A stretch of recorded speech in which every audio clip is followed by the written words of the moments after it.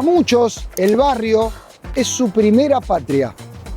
Allí se forjan las primeras historias, hacemos nuestros primeros amigos, transcurren las primeras anécdotas de vida.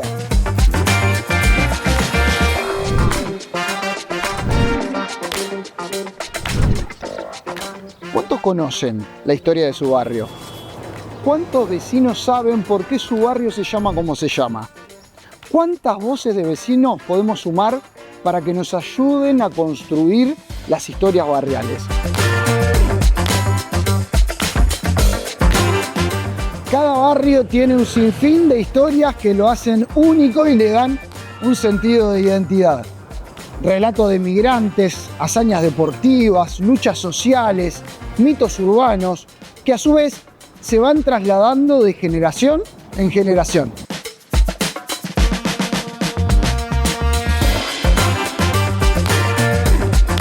Porque conocer la historia de los barrios es descubrir la historia de los vecinos y a través de sus relatos conocer la historia de la ciudad.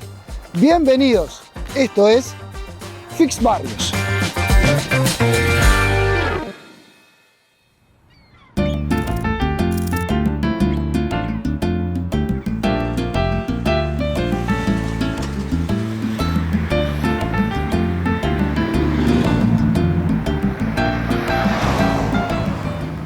En el primer capítulo de la historia del Cerro comenzamos a recorrer parte de sus orígenes.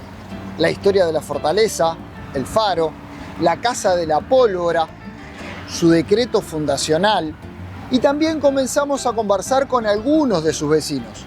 Para este segundo capítulo los invitamos a recorrer lo que para algunos fue el siglo de oro de la villa.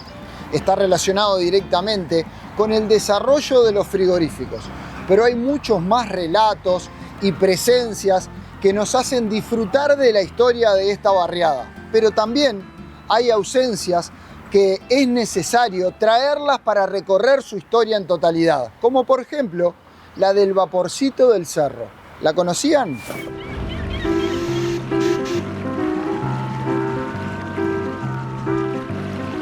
Entre el año 1867 y el año 1942 funcionó en esta zona lo que se conoció con el nombre de Vaporcito al Cerro. Ustedes se preguntarán qué era el Vaporcito al Cerro. Era una embarcación que conectaba el puerto de Montevideo con esta barriada. En un momento completamente diferente, con una escenografía completamente diferente, porque sobre fines del siglo XIX muchos venían de la Montevideo más urbana a visitar esta zona agreste. También fue utilizado para venir o ir a trabajar y moverse dentro de Montevideo. Una crónica del diario El Siglo de 1867 lo recuerda de esta manera. La Villa del Cerro. Muy halagüeña y seductora es la perspectiva que ofrece aquella pintoresca población en los días de fiesta. Y es por ello que los habitantes de la localidad están de felicitaciones al ver que de la capital acuden a dar animación a un pueblo que, con el tiempo, está llamado a ser el paseo favorito de las personas que abandonan algunas horas la ciudad para recrearse en los agradables momentos que proporcionan aquellas quebradas campiñas, haciendo de este paseo un centro de reunión general. Y seanos permitidos, además, felicitar a los señores propietarios del lindo y cómodo vapor Villa del Cerro, que allanando toda clase de obstáculos y dificultades, han podido establecer una carrera estable de navegación a vapor entre la Villa del Cerro y la capital, haciendo por este medio más cómodo el pasaje de una a otra orilla y facilitando en un todo la comunicación de aquellos laboriosos y honrados vecinos con la capital.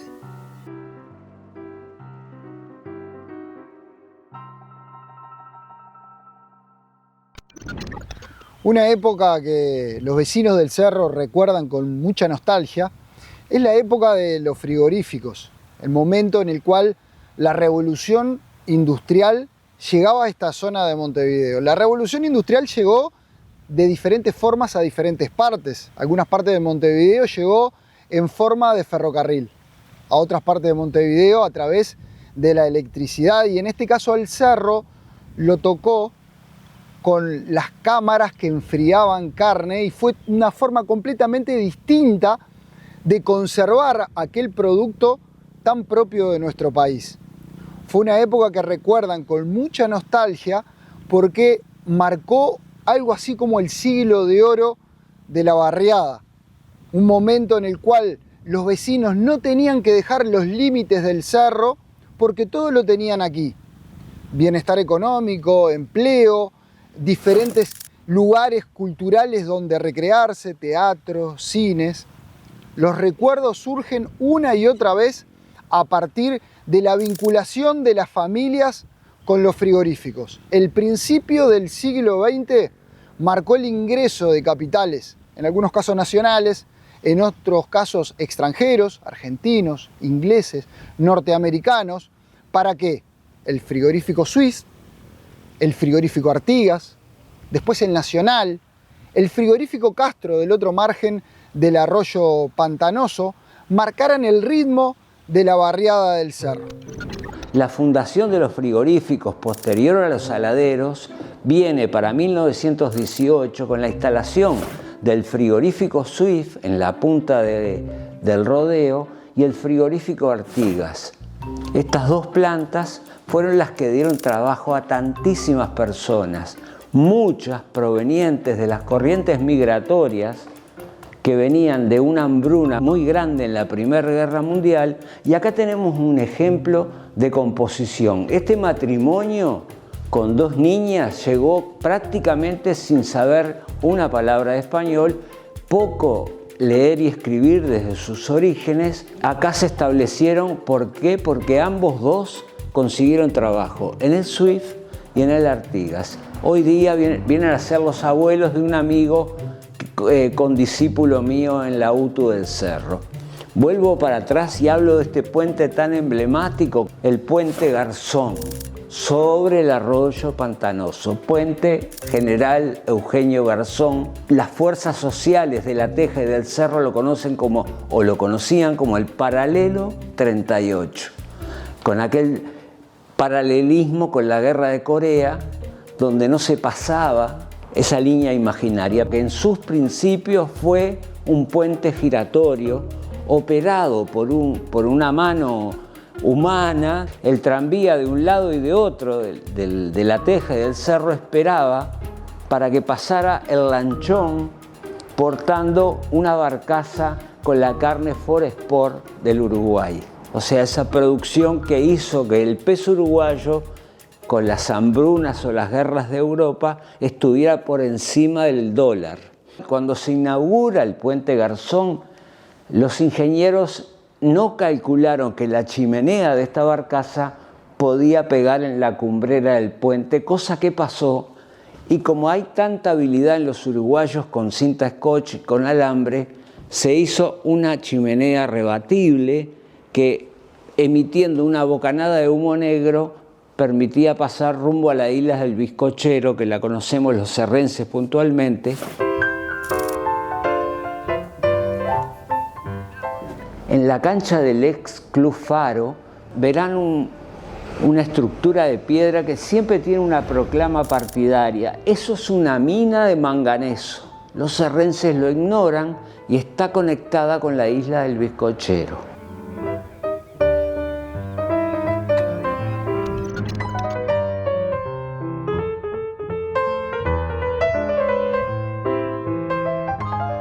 Acá, el 7 de enero de 1942, con una corriente anarquista de propósitos y acción, se funda lo que se llamó la Federación Autónoma de la Carne. Este lugar era un orfanato y una escuela, y los trabajadores, mediante un bono, compraron peso a peso esta casona que dio albergue en cada una de sus habitaciones a la Sociedad de Carga y Descarga, que fue la que antecedió a la Federación de la Carne en el año 37, a los acarreadores de ganado, que los conocemos como los troperos, verdaderos gauchos con habilidades propias que, por ejemplo, el profe Gerardo Pérez por donde se crió, los adoquines marcan el trayecto de los troperos con la hacienda rumbo al frigorífico nacional,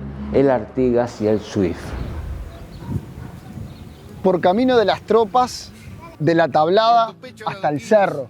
Esta es parte de la canción de Floreal Aguerre, un vecino del barrio La Paloma, en este cerro ampliado. Y es que buena parte de la vida de La Paloma y del cerro en general está empapada de la historia de la ganadería en nuestro país. En determinado momento, desde la tablada hasta el cerro, venían las tropas de ganado hacia los frigoríficos. Y es por eso que esta calle de adoquines recibió el nombre de Camino de las Tropas, porque conectaba estos mundos, el rural y el que había traído la revolución industrial, el frigorífico. Cada adoquín vio pasar reses que algunas veces en estado desfallecientes caían a la vera del camino.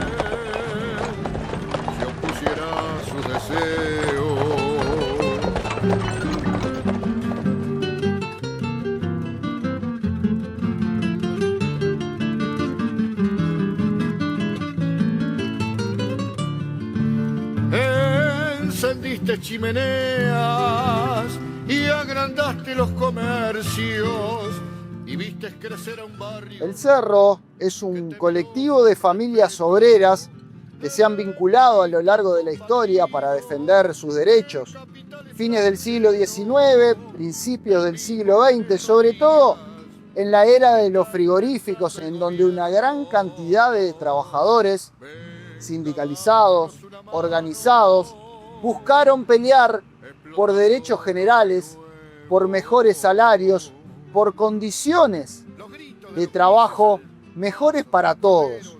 Lentamente, esta zona fue reconocida como una zona de fuertes luchas, huelgas, manifestaciones, marcaron que fuera incorporando, sobre todo hacia mediados del siglo XX, el título de Paralelo 38, por la dificultad que encontraron las fuerzas policiales de atravesar esta zona. No se trataba solamente de los vecinos del Cerro, sino de los vecinos de la zona oeste, La Teja, el Cerro, hermanados, peleando por los derechos.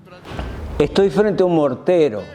Este mortero se disparaba en la esquina de Grecia y Holanda y tendríamos a lo que hoy entendemos como mensaje un código QR. Una explosión del mortero, asamblea. 2, asamblea general. 3, marcha al Palacio Legislativo con nuestros padres, siendo niños, de la mano. Tras la marcha que acompañaba a la Federación Autónoma de la Carne, que era la Marsellesa, el parlante, y atrás los trabajadores cruzaban el puente pantanoso. Esta sala específicamente sindical, para denominarla de alguna forma, habla de una violencia que no es nueva y donde tengo mi dedo índice hay un calibre 38 perforando una placa esmaltada. Habla de la intolerancia. Muy a pesar de la intolerancia, el movimiento sindical siguió adelante a pesar de la intimidación propia de esos momentos, de los cuales ya pasaron más de 70 años. No puedo dejar de posar la vista en aquellas dos fechas emblemáticas que hablan la situación más extrema de un sindicalista, que es llegar a la huelga de hambre. En 1955, la primer huelga de hambre establecida en esta casa tuvo como víctima a uno de los llamados mártires de la industria, que fue Rubén Paleo. En 1969, en esta misma pieza, esta cama donde vemos al único sobreviviente, Sisto Tito Amaro, que es persona pública hoy conocida, se llevó a cabo la otra huelga de hambre, Juan Jacoboni, Paracampo y tantísimos que ya no están en este plano. Los niños, los jóvenes, marchando, cruzando ese puente, como yo lo dije, a partir del mortero del código QR. Esta es la curva de Grecia, donde la formación policial formaba una V en la estrategia previa a tirar los gases cuando las barricadas estaban instaladas.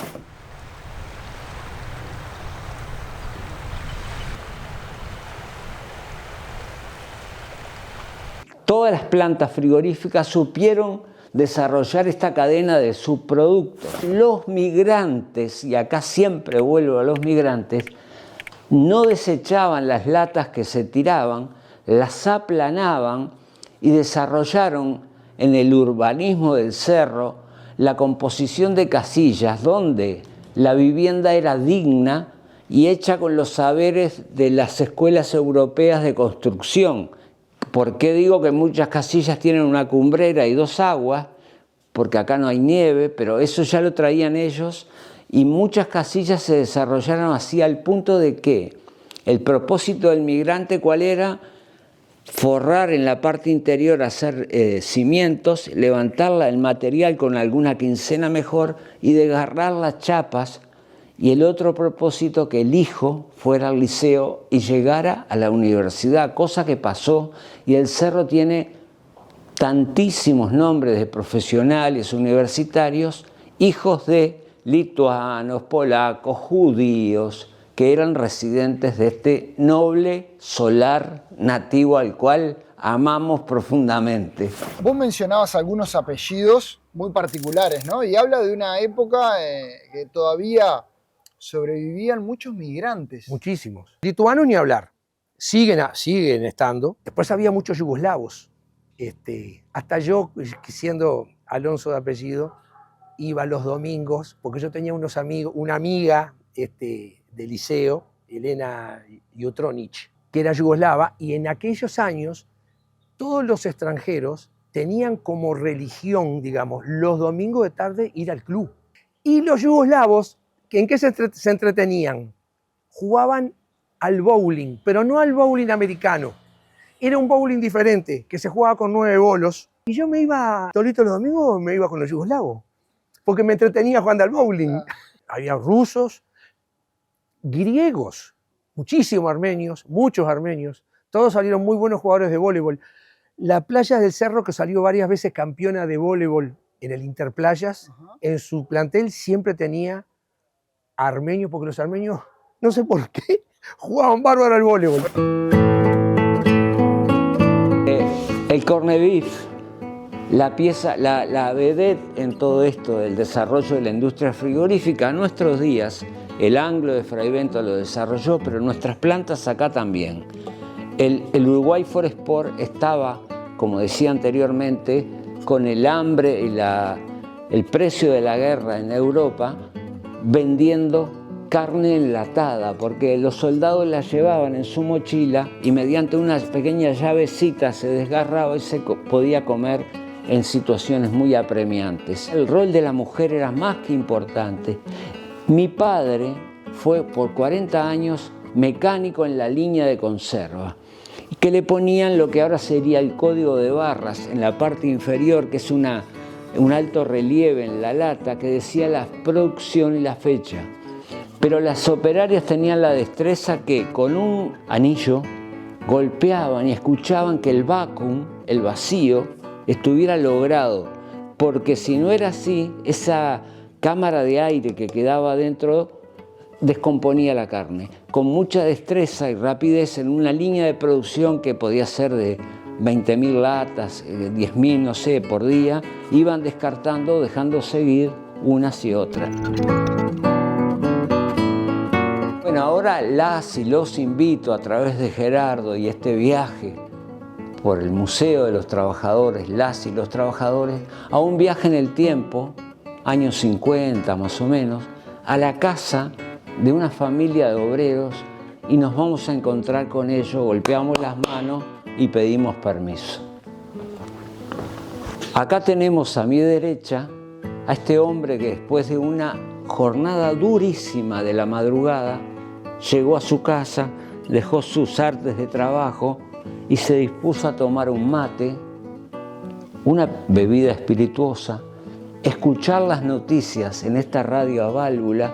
La familia está ahí en los retratos inanimados, pero en blanco y negro, que hablan de una memoria. Giramos y nos encontramos con enseres propios del tiempo, Pero el gran protagonista en todas las casas era el calentador a gas de querosén. Este elemento nos reunía, mi madre, mi padre, mi hermano, y un ladrillo sobre la superficie del primus para darnos abrigo. No estaban las garrafas de 13 kilos ni las estufas, porque era propio de la época. Acá la mesa está servida y como estamos en el cerro con una industria de los años 50 próspera, no podía faltar la carne, porque los trabajadores tenían 2 kilos de carne como parte de su salario en forma gratuita, que lo íbamos a buscar con una tarjeta que se perforaba y había un sistema que giraba 360 y daba el paquete sorpresa que te podía tocar. Mujer protagonista, sí las hay, ella le lava la ropa al señor que trabajó en el frigorífico, atiende a esta niña que va a la escuela pública, laica y obligatoria, con un portafolio de ¿qué? De cuero. La madre, para mejorar los ingresos familiares, cose para afuera porque tiene talento en la costura. De manera que esta misma señora es la que cocinó, amasó, lavó la ropa en una lavadora no programada con un jabón que se fabricaba en el cerro. Si era agosto y el frío era muy intenso, se podía escuchar la voz de uno de los niños que decía: mamá, quiero pichí. Pero ¿qué pasa? El baño estaba afuera y la pelela era la salvación a esa situación. Síntesis de un momento y un tiempo en la vida de los uruguayos y en el cerro en particular, donde, porque ahora la mirada me la llevo allá, la chismosa delataba las compras que se hacían en el almacén porque la transparencia de la red permitían ver qué traían los vecinos. Siempre había vecinos testimoniales que decían: ¿qué traen a la casa de fulano? Gracias por estar.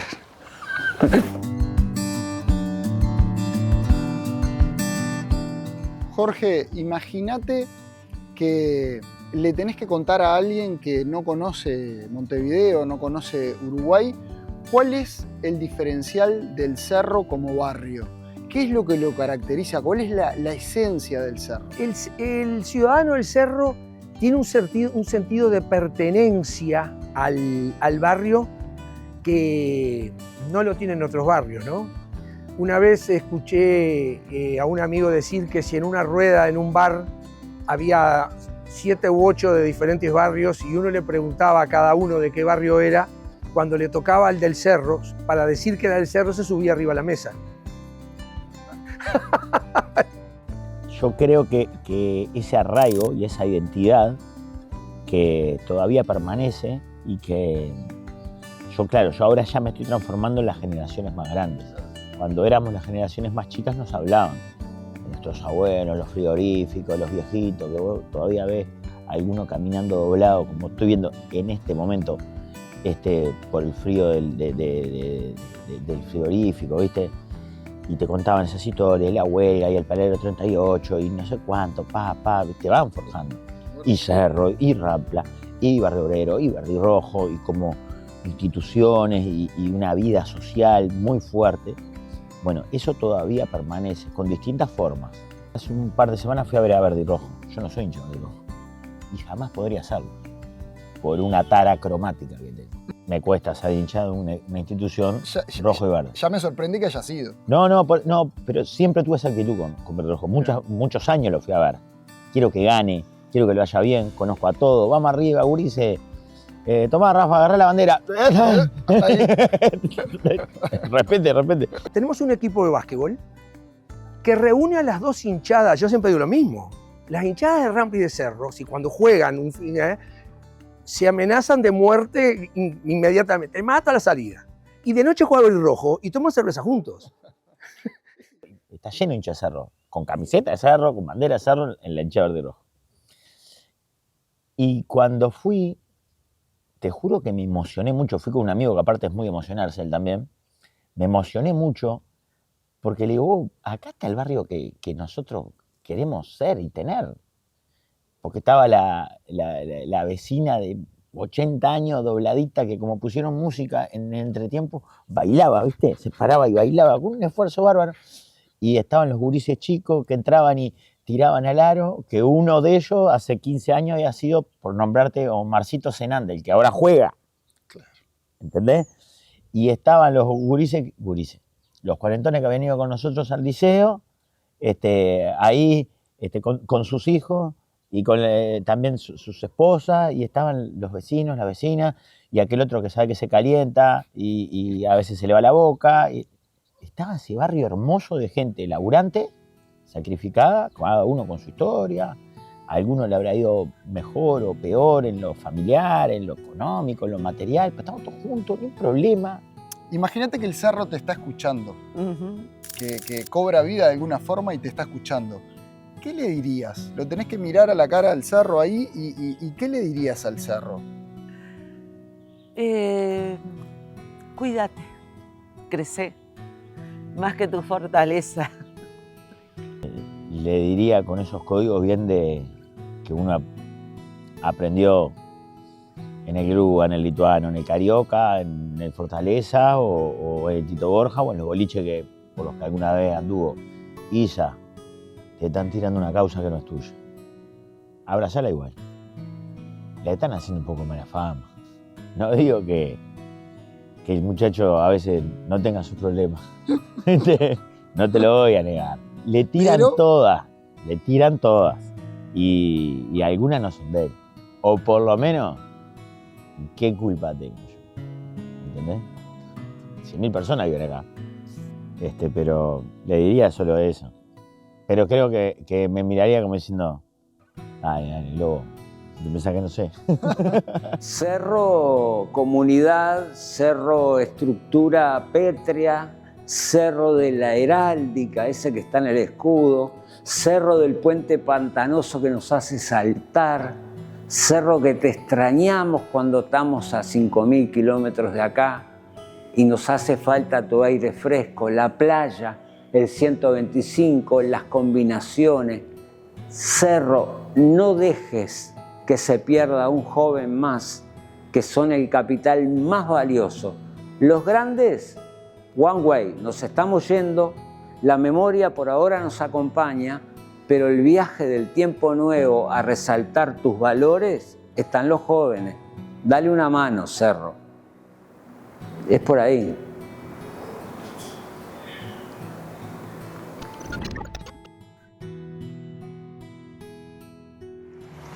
Hace más de 50 años, el historiador Aníbal Barrios Pintos sostenía que el cerro era algo así como una imagen simbólica del país, que tenía algo de tremendamente terruñero, pero también de muy cosmopolita. Claro que los años han pasado, el cerro ha cambiado y mucho, pero sigue manteniendo parte de esa esencia, sobre todo en el relato de las nuevas generaciones que siguen teniendo el mismo sentido de identidad. Lentamente nos vamos del cerro, con la alegría de haber tenido muchos aprendizajes y la pena de que quedan muchas historias por contar. Gracias, Cerro, por recibirnos y por enseñarnos un poco más de tu rica historia.